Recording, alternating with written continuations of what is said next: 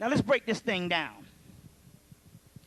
The God of the dead is called the God of the perfect black, Osiris.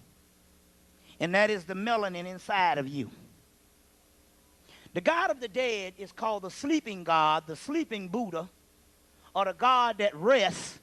He's inside of you in the tomb. He is the pineal God, the Kundalini God that rests inside of you. And he is the God of the dead. The God of the living is an illusionary God.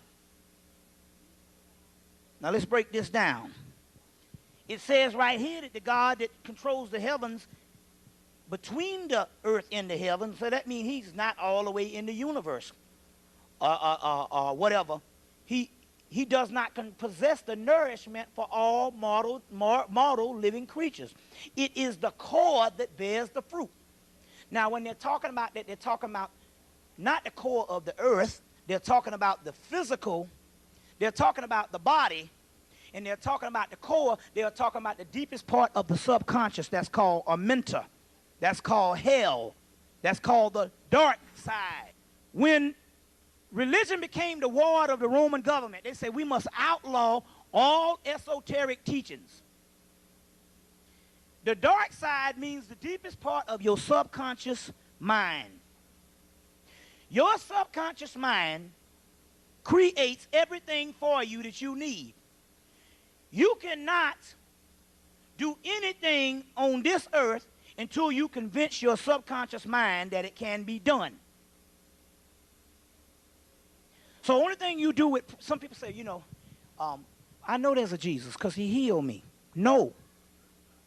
What happened is you tapped into the archetypes of the collective unconsciousness, which is the deepest part of the subconscious, and you use Jesus as an entity or a deity to signal the own latent forces of the subconscious mind, and your own subconscious mind healed you.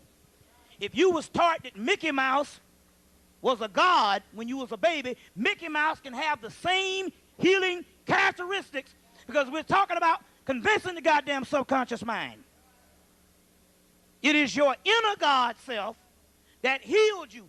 You just use Jesus as the deity. Some people say so one brother said, well, brother, you say that Jesus don't exist. I've seen brothers go into church and get off crack. I say, you're right. What they did is they used the deity that they knew since they were a child and they believed in.